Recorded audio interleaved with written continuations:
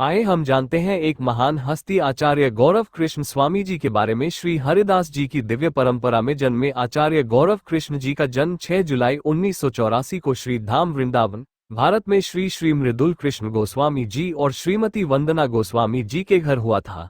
वे एक वैष्णव आचार्य परिवार से संबंधित हैं और भगवान के संदेशवाहक के रूप में अपने परिवार की शिक्षाओं का पालन करते हुए भक्ति के मार्ग पर चलने का कार्य कर रहे हैं।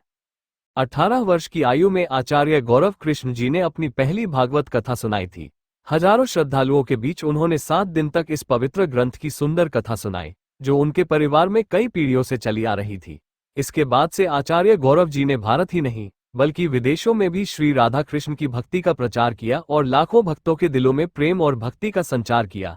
उनकी भक्ति की शैली सरल और सहज है, जिससे हर कोई उन्हें समझ सकता है।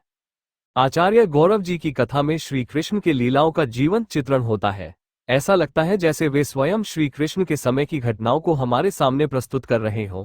उनकी कथा का प्रत्येक प्रसंग श्रोताओं को आध्यात्मिक शांति और आनंद प्रदान करता है। ये भक्ति का अद्भुत रूप है, जो श्रोताओं को श्री कृष्ण के प्रेम और आशीर्वाद के साथ एक नया दृष्टिकोण प्रदान करता है। आचार्य गौरव कृष्ण जी की विशेषता केवल उनकी कथा वाचन शैली में ही नहीं, बल्कि उनके भजन गायन में भी है। श्री राधा कृष्ण की भक्ति में उनकी आवाज का जादू है, जो हर किसी को मंत्रमुग्ध कर देता है। उनका मधुर गायन भक्ति के रस में डूबकर श्रोताओं को श्री वृंदावन के वातावरण में ले जाता है। उनका प्रसिद्ध भजन ब्रिज 84 कोस यात्रा ने श्रोताओं के दिलों में एक नई जागृति उत्पन्न की है, और यह भजन इतनी लोकप्रियता प्राप्त कर चुका है कि भक्त इसे पूरे विश्व में गाते हैं।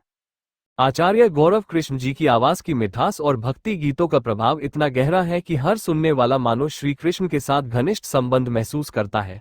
उनके भजन जैसे राधे सदा मुझ पर और श्याम दिया चोर आँखियां अब तक लाखों भक्तों द्वारा सुने जा चुके हैं और उनकी लोकप्रियता लगातार बढ़ती जा रही है। आचार्य गौरव कृष्ण जी ने अपने जीवन को भगवान श्री राधा कृष्ण की भक्ति में समर्पित कर दिया है। उनका उद्देश्य केवल भक्ति का प्रचार करना नहीं है, बल्कि अपने श्रोताओं के दिलों में श्री कृष्ण के प्रेम की गहरी जड़ें जमा देना है। वे संपूर्ण विश्व में यात्रा करते हुए अपनी भक्ति और शिक्षाओं के माध्यम से हर किसी को भगवान के प्रति प्रेम और समर्पण का मार्ग दिखाते हैं।